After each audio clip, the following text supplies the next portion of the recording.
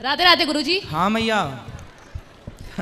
गुरुजी लग नहीं रहा है आप लोगों को देख के कि आप जेल में हो, आनंद ले रहे हैं, बढ़िया है। लेकिन जी आपके दर्शन ऐसे हंसते हंसते कट जाए रस्ते। आपके दर्शन पा के बहुत सुकून मिलता है हमको। खुश रहिए। हमारी कुछ माताएं तो घर में रह के भी इतना खुश नहीं जितना आप लोग जेल में रह के खुश हैं। गुरुजी जब हाँ गुरुजी मेरा नाम हसीना इरफान है। मेरे साथ जो घटनाएं हुई है उसकी मैं गुनाहों की माफी मांगना चाहती हूँ। अपने गुनाह को माफ कैसे करूँ? क्या गुनाह किया है आपने? मेरे साथ मेरे जो बच्चा था वो शांत हो गया, तो मेरे दिमाग की हालत सही नहीं थी उस वक्त, तो उस केस में फंसी। तो बेटे के साथ क्या किया आपने? वो चाय बन रही थी चूल्हे पे, तो चाय की तपेली मस्ती कर रहे थे दोनों बच्चे मेरे, तो एकदम धोखे से उसको पर धुल गई। तो मकान मालिक ने केस लगा दिया, ससुराल वालों ने गवाही दे दी, ये पागल है, इसने मार दिया बच्चे को।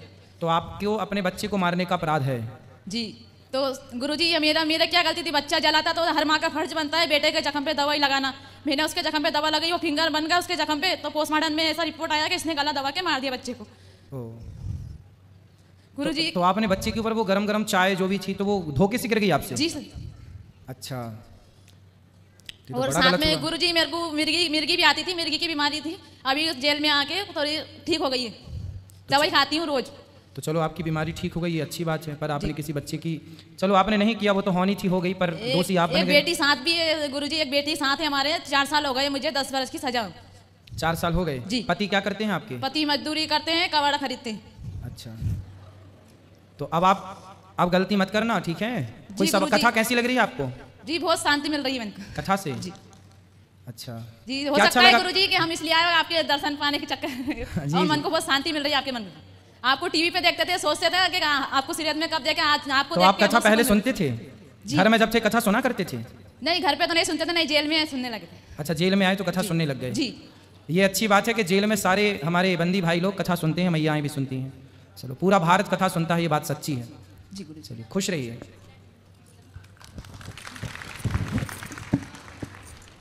गुरुजी प्रणाम। खुश रहिए। राधे राधे जी।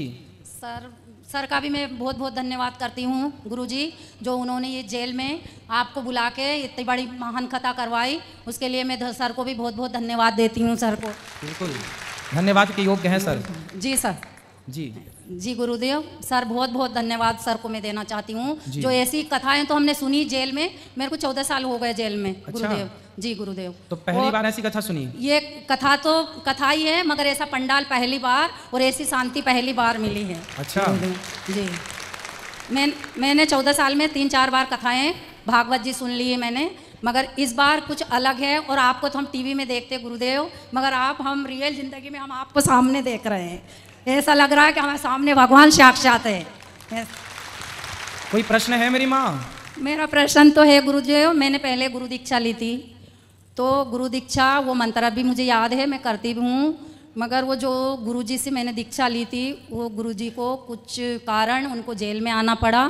तो जेल में तो आप भी हैं? तो वो हमारे से बाद में आए थे, तो वो कारण उनको आना पड़ा, तो वो गुरुजी को बदनाम करते हैं, वो गुरुजी ऐसे हैं, वो गुरुजी ऐसे हैं, सारी जनता उनके बारे में गलत बोलती है, मगर हमारे दिल से तो हमने गुरु मान लिया है उनको। कोई बात नहीं, मंत्र का जाप करो, श्रीमन नारायण का जाप करो। कोई भी व्यक्ति कहीं से भी कभी भी भगवान का नाम धोखे से भी ले ले, भाव कुभाव अनख आलसहूँ नाम जपत मंगल दिसिदसहूँ, भगवान का नाम कोई धोखे से भी ले ले तो कल्याण हो जाता है। आप तो श्रीमन नारायण जपो। ये बताओ आप जेल कैसे आ गई मैया? गुरुदेव, बहू के केस में हूँ मैं। क्या किया बहू के साथ आपने? हमने कुछ नहीं करा। बेटा और हमारी जो बहू थी दोनों प्यार करते थे शादी के पहले। आपका बेटा और आपकी बहू? जी। मतलब दोनों पति पत्नी? वो ऐसे थे जब शादी भी नहीं हुई थी, मतलब शादी नहीं हुई तब भी प्यार करते थे, शादी हुई फिर भी प्यार करते थे? तो प्यार करते थे। तो पड़ोस की थी वो लड़की। हाँ। तो बेटा और वो उनमें प्यार हो गया। ठीक है। तो सबने कहा नहीं देना लड़की। हाँ। मगर वो लड़का लड़की नहीं मानते थे। ठीक है। फिर लड़की को उनके दादा दादी के यहाँ पहुँचा दिया। फिर जब प्यार करते थे, पड़ोस में थी, लड़की भी थी, ठीक थी, तो कर देते शादी, क्या दिक्कत? तो हमारी मर्जी थी, वो लोग नहीं चाहते थे। फिर उनको गाँव पहुँचा दिया। हमने बोला भैया तुम्हारी लड़की को गाँव पहुँचा दो, कल को हमारे लड़के के साथ में कुछ हो जाएगा। उन्होंने दादा दादी के यहाँ पहुँचा दी। फिर हमारे लड़के की हम दूसरी जगह करने लगे। अच्छा। तो उसको पता चला, जिस दिन हम मंगनी कर रहे थे वो 2 दिन पहले आई, और संडे के दिन 2009 की बात है, वो लड़के को लेके खुद चले गई। फिर उनके माँ बाप आए, हमारे घर पे मंगनी वाले आ गए कि इनके घर तो दूसरे मंगनी वाले आए, तो फिर अपनी लड़की कहाँ गई? तो शर्म के मारे वो हमारे पास नहीं आए। फिर वो चले गए। फिर हमारा लड़का ही नहीं मिला, तो हमने उनको वापस लौटा दिया। बाद में पता चला कि लड़का लड़की चले गए। फिर हमने उनको ढूंढ के ला दिया। फिर उन्होंने कहा कि हम इनके साथ में मंगनी करवाएंगे। मंगनी करवा दी, सुबह 11 बजे मंगनी करवा दी और शाम को बोला 5 बजे इनको हल्दी लगेगी। तो जैसे तैसे करके हमने उधार पाव लेके पैसे मंगनी की तैयारी करी, हल्दी लगा दी, शादी हो गई। शादी रहने लग गई। शादी किससे हो गई? वो पड़ोसन की लड़की से? जी जी, जिसके साथ लड़का प्यार करता था। प्यार करता था, ठीक है। शादी हो गई, फिर उसकी माँ वहाँ से ससुराल से आ गई, उसके माँ बाप पड़ोस में रहते थे, हमारे समधन के माँ बाप पड़ोस में, तो हमारी बहू उनके घर चले गई। ठीक है। फिर रहने लग गई, हमारा पोता हो गया, हमने कहा कि अब 6-7 महीना का होगा तो हम पोते को हमारे घर ले आए।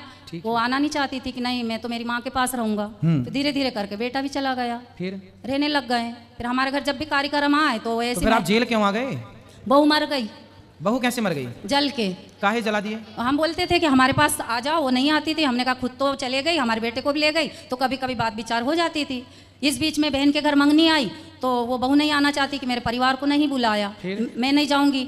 मेरी बहन ने कहा कि मेरे पास अभी इतनी व्यवस्था नहीं है। तो फिर आपने उसको जला दिया? नहीं, गुरुदेव वो खुद ही जली और पड़ोस में जल गई। उनके तो अपने से कैसे जल जाएगी? वो तो प्यार करती थी अपने पति से, बढ़िया। तो मेरा बेटा भी उन्हीं के पास में रहता था। हाँ, तो फिर वो जब सब बेटा पास में है, उसका बच्चा पास में, उसकी माँ पास में, तो वो क्यों जल जाएगी? तो हमारी बहन के लड़के की मंगनी हुई तो वो आना नहीं चाहती थी।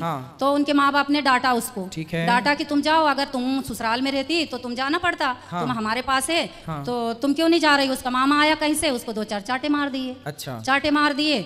और हम तो हमारी बहन के घर थे, बस उनने तो तेल डाला, वो कंट्रोल का तेल मिलता ही था, तेल डाला, आग जलाई और बस हम ही लोग ले गए उसको अस्पताल में। अच्छा, जलाया वो अपने से जल गई और आपको बाद में? नहीं, उनके नाना नानी ने हमारा नाम लिया। हाँ, क्या आपने जला दिया? हाँ, कि हम लोग फंस जाएंगे, तुम एक किसी का भी नाम लो। उनको गाली दे दे के। मेरी बहू बहुत अच्छी थी, बहुत अच्छी थी, बहुत सुंदर भी थी और हमारा बहुत ख्याल रखती थी। तो फिर भी आपके पास नहीं रहती थी? नहीं, पड़ोस में थी, मगर आती जाती थी, खाना हमको खिलाती थी बराबर। शाम के टाइम छोटी बहू खिलाती थी। जरा जरा सी बातों में आत्महत्या कर ली उसने? जी जी, हमारा कोई कसूर नहीं है, ये तो भगवान ही जानता है। चलो, भगवान आपको सुखी रखें। जब आपका कसूर नहीं है तो किसी जन्म का जो रहा होगा वो आपको इस जन्म में मिल रहा है। गुरुदेव, अब हम रिहाई होने वाली है हमारी। कब की रिहाई है? 14 अप्रैल की। वाह, बधाई हो आपको। जल्दी आप जाइए और फिर अब गलतियां ना कीजिएगा। गुरुदेव, गलती तो नहीं थी, पुराने जन्म के होएंगे तो अब इस जन्म में भुगत रहे हम, मगर इस जन्म में तो नहीं करा हमने। चलो, अच्छा, भगवान करें आप सुखी रहें, स्वस्थ रहें। कई बार जी गुरुदेव बहुत आनंद आ रहा है और हम मथुरा वृंदावन आना चाहते हैं, यहाँ से छूट के जरूर आइए, जरूर आइए, जरूर आइए। स्वागत है आप सबका।